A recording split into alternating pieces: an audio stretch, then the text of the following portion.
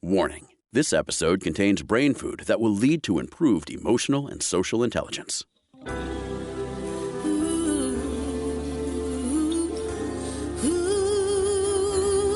Give us 1 hour and we'll help you change the way you think about happiness.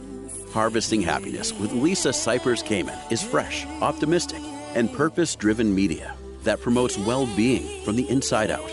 Each week, Lisa spotlights diverse trendsetters and change agents who are the greatest contemporary thinkers and doers, devoting their lives to creating a better world in which to live. Your host, Lisa Cypers Kamen, is a widely recognized applied positive psychology expert, author, documentary filmmaker, and lecturer specializing in optimal lifestyle management. Let's get to it. Here's Lisa.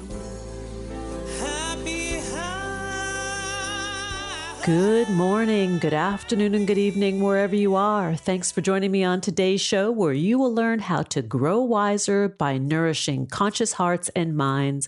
My first guest is Dr. Dilip Jeste, and this conversation originally aired in September of 2021. He is the author of Wiser, The Scientific Roots of Wisdom, Compassion, and What Makes Us Good. And I wanted to give a little background about the good Dr. Jeste. He is a Senior Associate Dean for Healthy Aging and Senior Care, Professor of Psychiatry and Neurosciences, and Director of the Center for Healthy Aging at UC San Diego. He is past President of the American Psychiatric Association. He is a neuropsychiatrist specializing in geriatric issues. Jeste has spent more than 20 years studying aspects of healthy aging and the neurobiological roots of wisdom. And if there were ever a time when wisdom in the house, it's right now. Welcome. Thanks for joining us on the show. Thank you so much, Lisa. It's a pleasure and an honor to be on your show. Well, I feel the same way. And I feel like there is a call to wisdom, a global call to wisdom right now. We need to activate and support more wisdom for ourselves and for those around us in order to recover from a year that's pretty unusual. That's exactly right. And I would say it is not only the last year of COVID, but for the past about 20 years or so, the loneliness has doubled. The number of suicides have gone up by something like 33% in the U.S. Deaths from opioid use have increased sixfold in the last 20 years. And the world is becoming more polarized, stressed out, and unhappy. So, and COVID-19 made it much worse. So you're absolutely right. But Dr. Jeste, you said something really interesting in our conversation prior to getting started with the interview. You were mentioning how older people have fared better in the last year. And you attribute it, I'm not going to spill the beans, but tell the audience why, because it makes perfect sense. So older people, we all know, are at a higher risk of physical complications from COVID. They were more likely to be admitted to ICU, more likely to require ventilation, and more likely to die. And yet, psychologically, the older people have handled the pandemic better than younger ones. A number of studies from across the world show that. I think it comes from both resilience and wisdom that come with age. Many of the older people have said that, they have been through much worse, and they know that they will get over this too. It's interesting that you mentioned this, because I care for a 95-year-old elder along with my partner. And she said at the beginning of the pandemic, she said, we escaped from Austria, during Nazi times, and we got through that. This is nothing.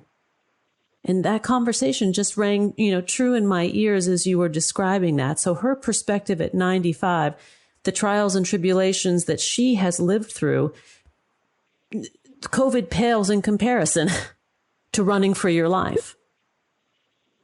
That's exactly right. I mean, many older people are role models for wisdom and resilience. And there's a lot to learn from them. how they handled it in spite of higher physical risk. That makes it even more impressive. Also, they don't have access to technology, or they're not as comfortable using technology as the younger people are. So in spite of those disadvantages, they're handling it better. So it's really inspirational.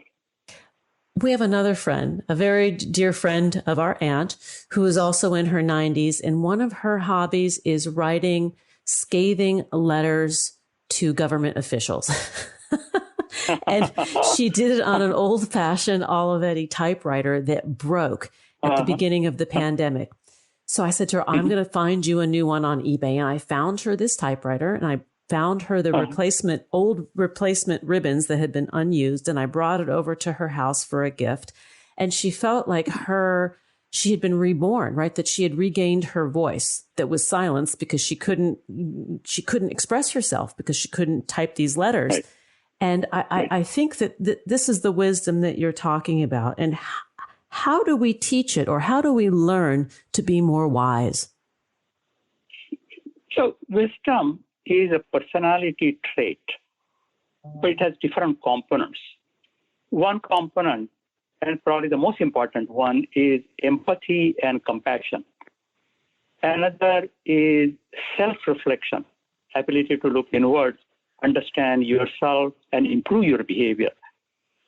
And one more is emotional regulation, which refers to control over our emotions. And these are the critical components of wisdom that all can be improved, and starting with childhood.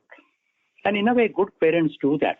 We teach a toddler who is throwing temper tantrum when he doesn't get something, is to tell him that, no, every time you can't get something, you can't throw temper tantrum.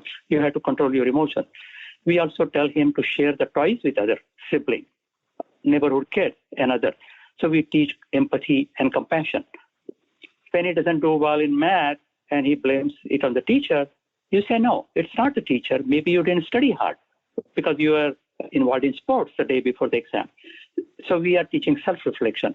So we, in a way, implicitly do that. But what is needed is to do that explicitly on a regular basis at all levels. And we live in a society today that has used antibacterial, right, wipes. We're trying to disinfect ourselves from germs to have an air quote healthier life. And this is prior to the pandemic, right? The popularity of these little pocket disinfectants. Right. And in a sense, it's a metaphor to what we have done to try and eliminate conflict or problems in our own lives and in the lives of our children, to make it cleaner, less stressful. And it's really done a disservice to us. That is true. That we are doing things which are helpful from one angle, but they can also hurt from another angle. And social relationships are very important, and we need to keep them in some way or another. So without taking the usual precautions that we all need to take to control the pandemic, but still we need social connection. We need empathy and compassion. We need to talk to other people. We need to have social relationships. Then only we will do better.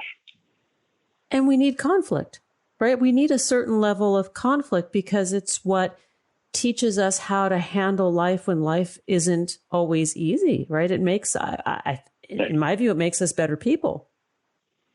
Absolutely. I mean, one of the components of wisdom is acceptance of diverse perspectives. So I may have certain values and I may hold on to them strongly, but I can understand why others may have different value systems. That doesn't mean that either of us is evil or dumb. There is rational basis for each perspective, and we need to understand that. That doesn't mean we need to agree with them, but compromises will emerge only when we work with one another, when we listen to one another, try to understand the behavior. So you're right that we need conflict because that makes us better educated and wiser. And I think we need to also check our judgment. Not only do we need to self-regulate in terms of our emotions, I think we need to learn to regulate judgment. Because when we suspend judgment, we're able to activate that empathy and compassion that you talk about. Exactly. I think wisdom, in a way, is a balance. It is balance between decisiveness and acceptance of diverse perspectives. It is balance between cognition and emotion. It is balance between being selfish and unselfish. I want to ask you, is it possible to accelerate the accumulation of wisdom? In other words, can we put ourselves on a boot camp program to become more wise? I really think so. Usually we say that wisdom comes with aging because experience comes with aging, and that is true. However, we do not need to wait till we get older before acquiring wisdom. We see some young people who are very wise too. So what is needed is making an active, conscious effort, sustained effort on multiple levels to improve empathy and compassion, self-reflection, emotional regulation, acceptance of diverse perspectives, and so on. I think we definitely can do that. And there are studies actually, including some randomized controlled trials that have shown that you can increase emotional regulation or empathy and compassion. So there is actually evidence to support that we can increase these components. And how, if you were to give 2 or 3 tips to our listeners of how they might increase their empathy glands, or broaden their compassion capacities, what are ways that we can do that? Sure. So one way is keeping a gratitude diary or a journal. So before going to bed, write a couple of things that you feel grateful for or that you feel happy about that you did to help others.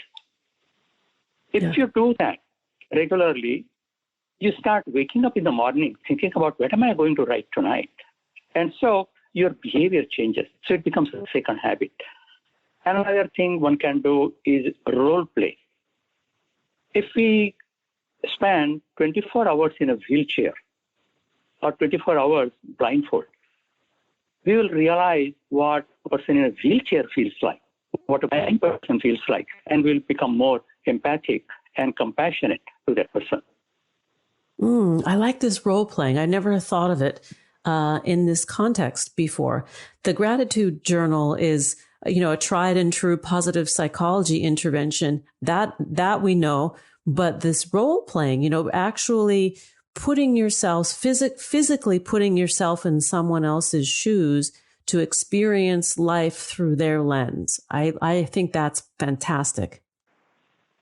Right. Because in a way, empathy is understanding and sharing somebody's emotions. So putting yourself in the shoes of the other person. So we can literally do that. And when we do that, that will improve our empathy toward that person. We are going to need to take a break. And when we come back, we are going to continue the conversation with Dr. Dilip Jeste. We're talking about his latest book, Wiser, The Scientific Roots of Wisdom, Compassion, and What Makes Us Good. To connect with Dr. Jeste, you can do so. That's UCSD Center for Healthy Aging. Let's take that quick break, and we'll return to the conversation with Dr. Dilip Jeste. To learn more about cultivating sustainable well-being at home and the office, visit harvestinghappiness.com and explore Lisa's experiential on-site brain fitness workshops, corporate programming, and speaking engagement services.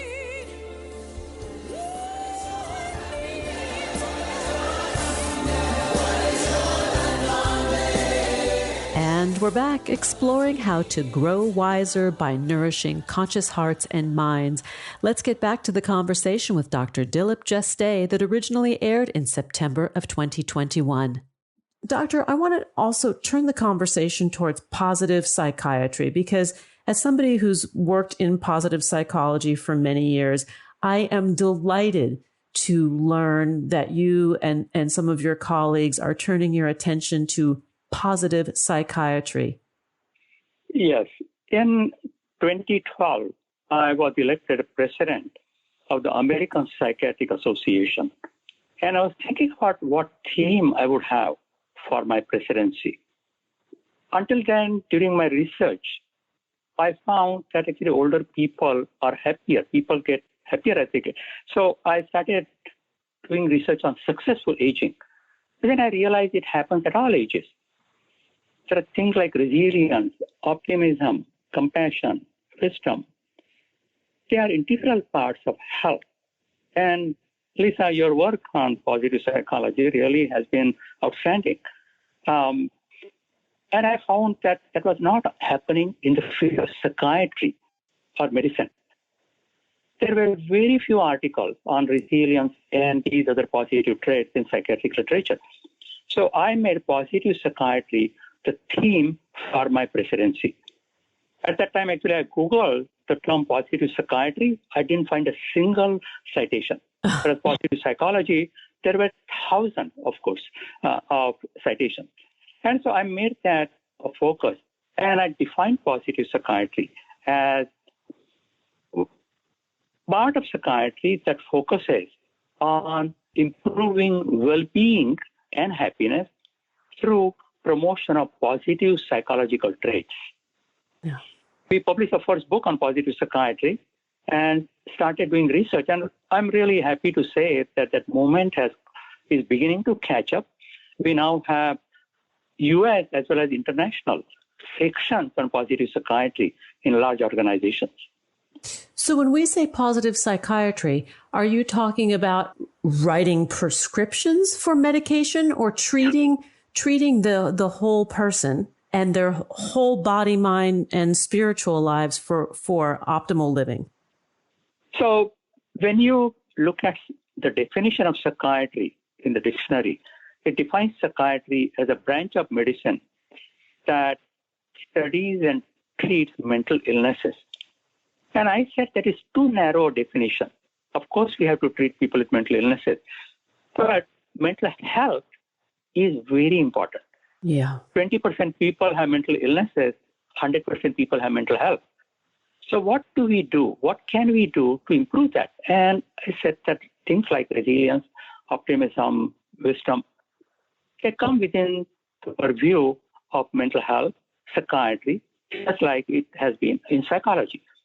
So we have been developing interventions to promote these positive psychological traits. And clearly there is evidence that they work.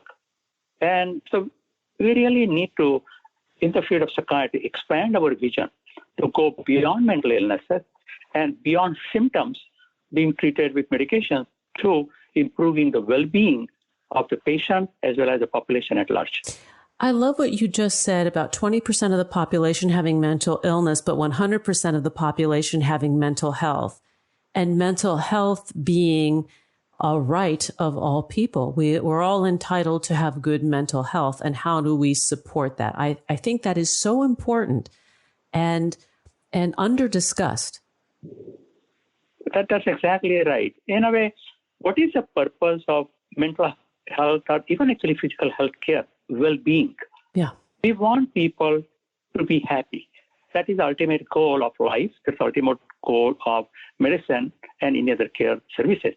So that's where mental health becomes so critical. Whether the person has cancer, heart disease, whatever, everybody wants to be happy, and that's our job to be able to do that. And when we give people the means to live a satisfying life, the tools, whether it's through pharmacological intervention, medical intervention, psychological intervention, or lifestyle intervention, we're giving people all of these tools and empowering them to make choices for them to have a happy life. This is what I'm hearing you say.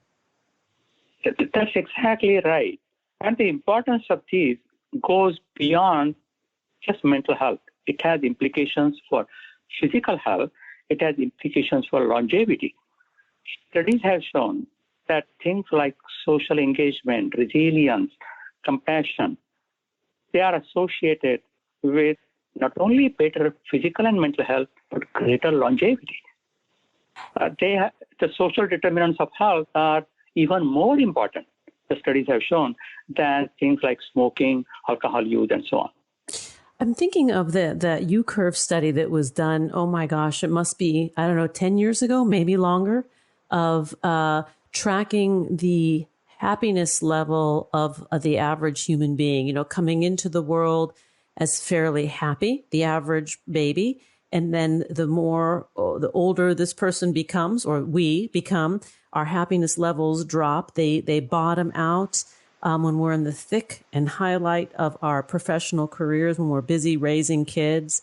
And then there's an up curve in our older years because maybe we don't care so much about what others think. We're more secure in our own skin. Do you remember that study? Yes, I do. So they called it inverted U-shaped curve of happiness. Yes. What we find, though, is somewhat different. What we find is that we have done studies of people from age 20 to 100 plus. What we find is that physical health, of course, declines as we get older, especially after 50 or 60. Mental health goes exactly in the opposite direction. It is worst at 20. At the age of 20, when we started our adult study, a lot of stress, anxiety, peer pressure. You think you have to make big decisions and you always feel you are not doing well. But then the good news, as we get older, we know how to handle stresses better. We become happier. And we find that people in the 80s and 90s are happier than people in the 20s and 30s. And that makes total sense, right? Because you don't really care about social comparison any longer. You feel more at ease in your own skin, right? You know who you are. And I've had this conversation with our elder aunt, and she was saying how she never really knew herself till she was about 40 or 50. And that was a turning point for her. Exactly. If you ask a 20-year-old, she will say, I don't want to be 80 and in a wheelchair. But if you ask an 80-year-old in a wheelchair, he or she would say, I don't want to go back to my 20s. I'm so happy, really enjoying. I'm so proud of what I have done. Well, and maybe that's another part of this wisdom, is that acceptance of where we are. When we don't try and fight the experience that we find ourselves in, because everything is impermanent. So it's not that we just roll over and surrender, but it's accepting that all things are impermanent. Every bad situation will end. Every good situation will end. And life is going to be this up and down and series of wins and disappointments. That's exactly right. I mean, my guide to wisdom is the serenity prayer. Yes. Give me the serenity to accept the things I cannot change, courage to change the things I can, and wisdom to know the difference. And that's true at all ages, especially in older age. So in older age, you can't do what you were doing physically at 20. But on the other hand, you have a lot of experience. You can do coaching. You can do mentoring. So older people are so important for the wisdom of younger generations. And this is the case for multi-generational or co-housing. When we live with people of multi-generations under the same roof, that you have such a rich tapestry in the family unit, whether it's a blood family or a family of choice, right? You have so much to offer each other. That's exactly right. So I was brought up in a joint family in India, lots of people, including several older people. And that was incredibly helpful. And actually, research has shown that when grandparents are involved in raising grandchildren, when those children grow up, they have fewer emotional or other psychological problems, fewer adjustment difficulties, and they do better than kids who didn't have grandparent involvement. And that makes a lot of sense. I remember my grandparents were very active in my life when I was younger. And what I remember most about them, and we didn't even touch upon this quality that I'm going to mention, which is patience. Exactly. And, there is also evolutionary basis for this. There is something called grandmother hypothesis of wisdom. It says that when grandparents are involved in raising grandchildren, the younger generations live longer, they are happier, and they are more fertile than the older generation. So it helps species survival. And this is really hardcore research published in major journals like Science and Nature. So older people, people talk about increasing the number of old people as silver tsunami. I say it is not silver tsunami. It's a golden wave of older, wiser, happier people who will help the younger generation. Yeah.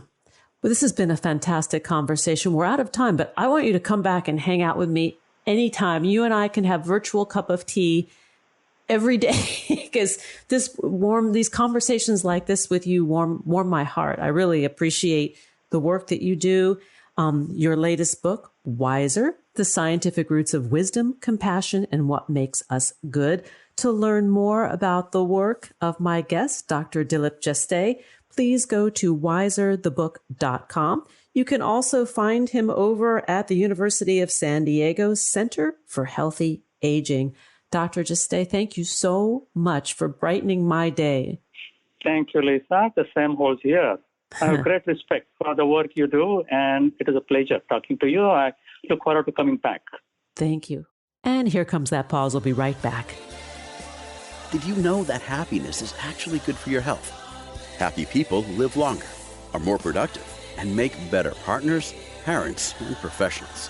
Connect with us on Facebook at Harvesting Happiness and follow Lisa on Twitter at Lisa Kamen for a daily dose of inspiration.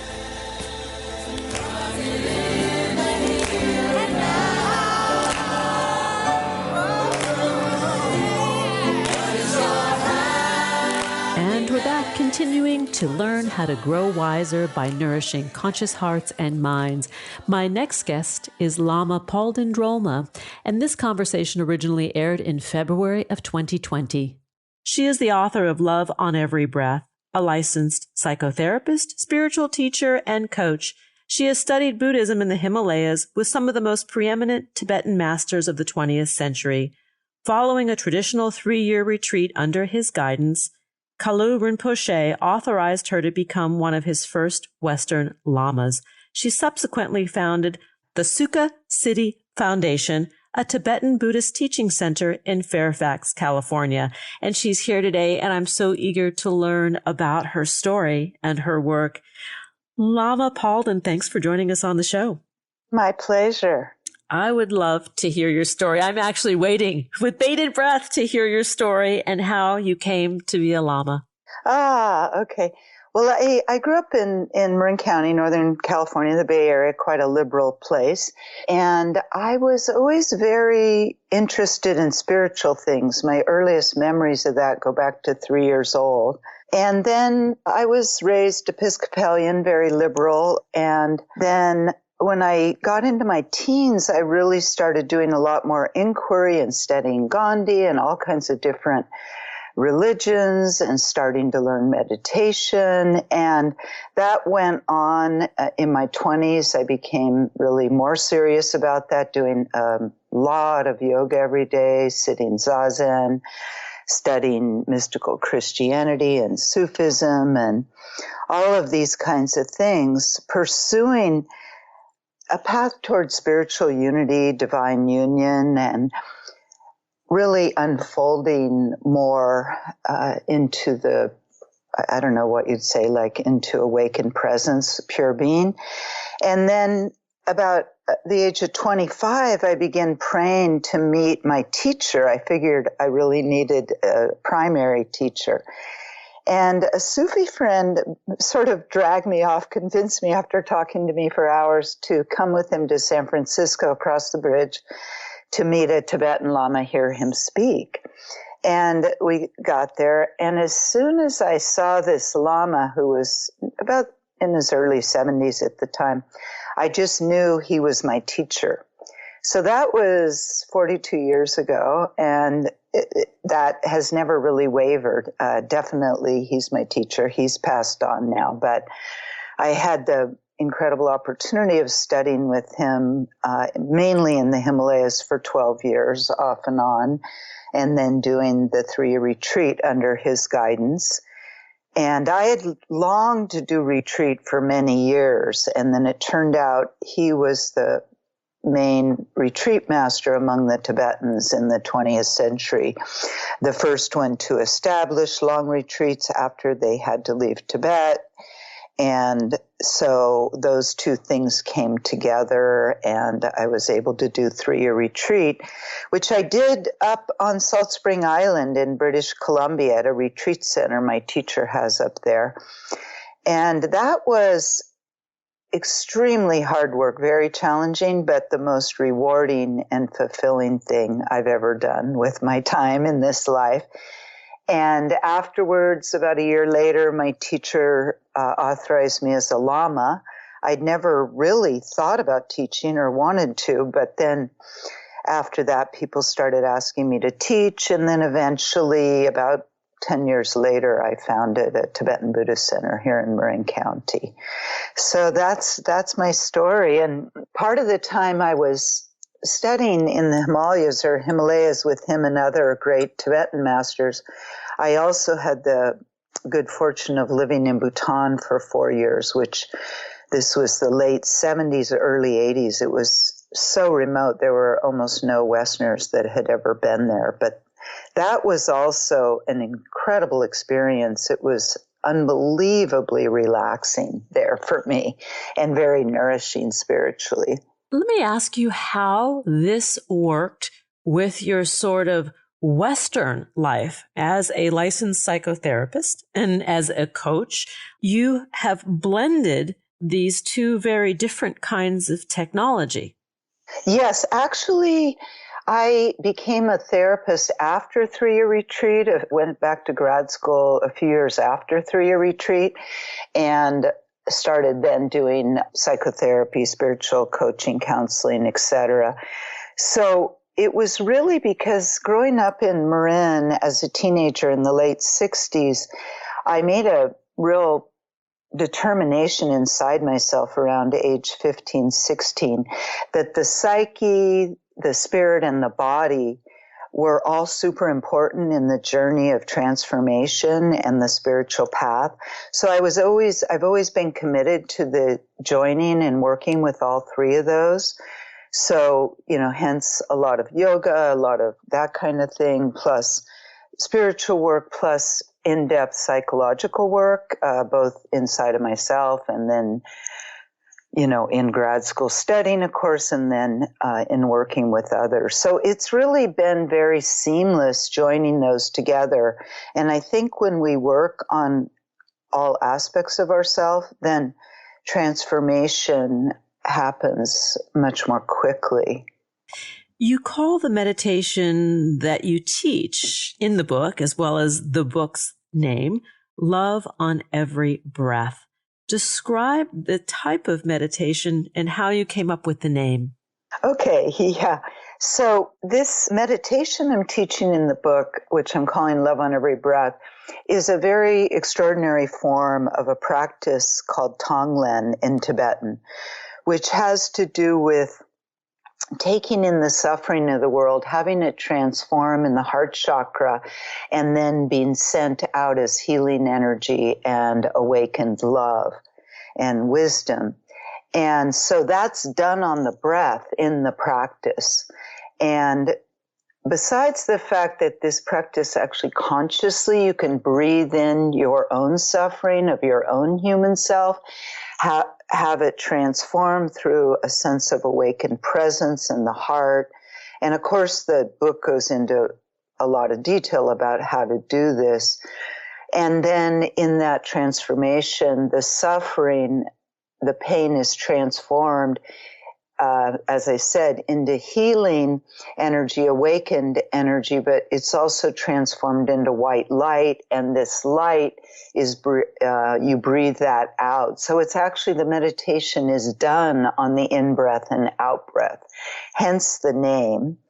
And, it's fine to do it not coordinated with the breath, but that's the traditional way of doing it.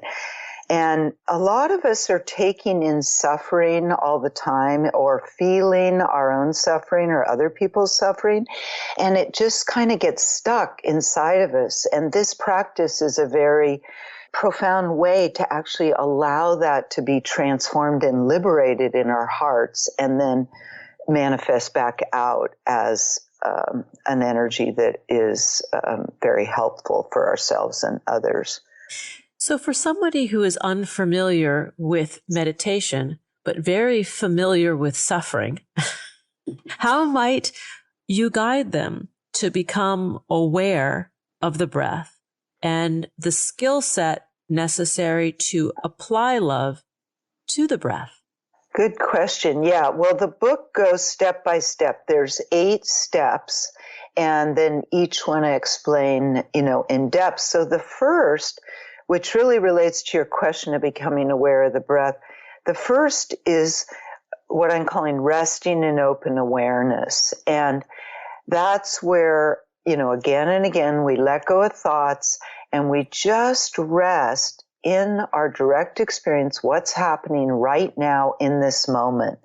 And obviously, a lot of times thoughts come up about the past, thoughts come up about the future, and we're constantly kind of evaluating or judging the present moment.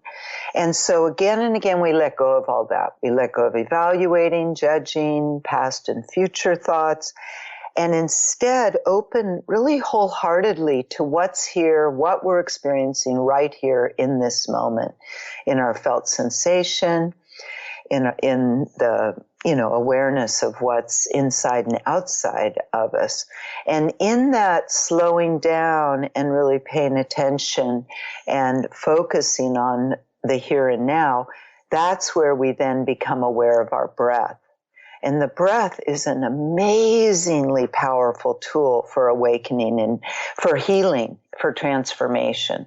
It's an amazing tool. For example, in psychotherapy, if somebody's experiencing something painful, really working on some old stuck, trauma or pain or confusion, just simply breathing into that with awareness is very transformative and liberating.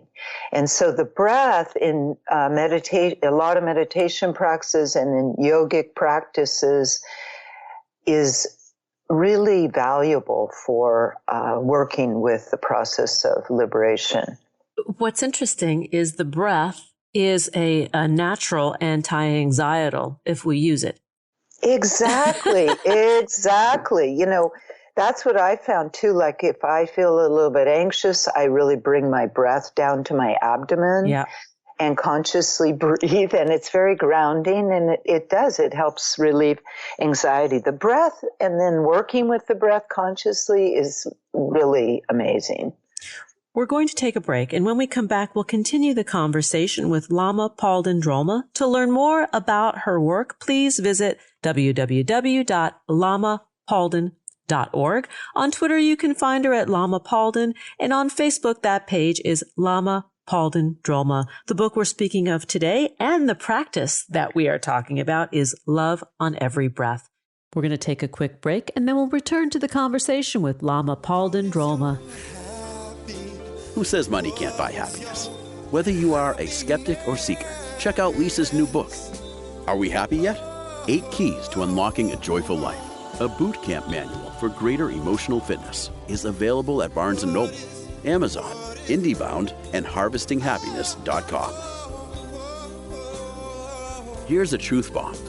Emotions are contagious, and happiness is a universally desired state. But we tend to forget that we all have the freedom to be happy or the liberty to be miserable each day, regardless of external circumstances. Explore the journey of human happiness, how to find it and keep it, with Lisa's documentary film, H Factor. Where is your heart? Visit HarvestingHappiness.com to learn more.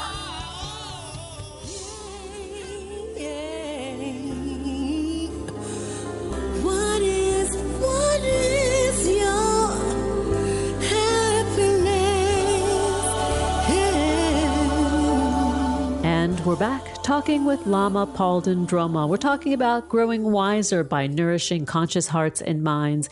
And this conversation was originally aired in February of 2020. So Lama Palden, let's go back to the breath and the challenge of the breath in being alive, because many of us, when we are impacted by stress or anxiety or life's events, we hold the breath, the life force that is so necessary for our well-being. We do the opposite. Yes. Yeah. I think it's an unconscious habit pattern of we think if we hold our breath, we won't have to feel, but it's a very unconscious process. And in meditation practice, we can begin to be conscious of our breath and work with it consciously, skillfully. We can learn to, even out the breath, to stay present with the breath. And the breath is an amazing tool to help bring the mind-body together into harmony. And the use of breath, proper breath work or good breath work will also help reduce cortisol in the body. I didn't realize that. Interesting. Right? So you're being able to manage adrenaline. I don't know. I'm going to speak for myself and have a hunch that our listeners might, from time to time, experience anxiety and stress and the worry, and that sort of stimulates the body's fight or flight system. And the breath and the meditation practice helps cool it down. Absolutely. Yes. Yeah. There's something about the combination of awareness and breath when those are joined, or we could say attention and breath, that is really amazing to, like you're saying, to relieve anxiety, to calm our whole system down, just to settle and ground. Yeah. Talk about love for a moment, because the choice of words for the name of the book and the practice, to me sounds like the application of love to the places that hurt. Exactly. And Tibetan Buddhism, there's two main aspects to the path in terms of Tibetan Buddhism and the way they talk about the spiritual path. And one is the cultivation of wisdom, and one is the cultivation of love and compassion. So love in this sense is really, and what I'm talking about in the book are two things: learning to really open to and love oneself, to realize that all beings are worthy of love, including ourselves, and to really, through kindness and compassion, to open more and more to actually loving ourselves, and likewise with others. And not, it's very important, those people that are close to us in our life, that's very precious. And also within Buddhist practice, we have the motivation and intention to open our hearts to all beings. Nothing to do with excusing behavior, but simply to open to all peoples in their equality, in their worthiness as human beings, and to engender compassion and loving kindness for everybody's suffering and struggles. And through that, to allow our innate loving kindness and compassion to blossom. And therein lies the rub for many people, because they will say, oh, yes, I'm a loving person, I'm a kind person. And then you mentioned, or they mentioned, somebody who they believe has betrayed them, or perhaps has perpetrated a trespass against them, or someone they love. And they sort of write that out of their heart. No, I can't do it for that person. And I think this is where the practice comes in with this, because that's the challenge, to do it for that person. Exactly. And I have a whole section in the book on that, like working with difficult people in terms of this kind of meditation. Now, first of all, this is why it's so important to cultivate self-love first. And in the ancient practice, that is the step before cultivating it for others. So when we cultivate compassion and love for ourselves, we open to our own wounding, our own pain, and work with healing that with our innate loving kindness. And that is a whole transformational process. And usually we recommend doing that for some months, some time in your meditation before trying to tackle difficult people or challenging people, people that are hard to feel love for. And once we've really worked more deeply with our own pain and trauma, then, and that, as you know, may require psychotherapy as well as meditation. And this is a process. I mean, that obviously can take years, but we can also work with the meditation practice alongside and work with the self-love. And then when we start working with others in our meditation of breathing in where they are, their suffering, having it transform through this powerful light of awakened awareness in the heart, and then go back to them as healing energy and love. We start with the people that we naturally feel close to, naturally feel love for, and over time build up that muscle of the heart and include people that we really feel neutral about. And then eventually, when we've really gone through all of that, we turn to the difficult people.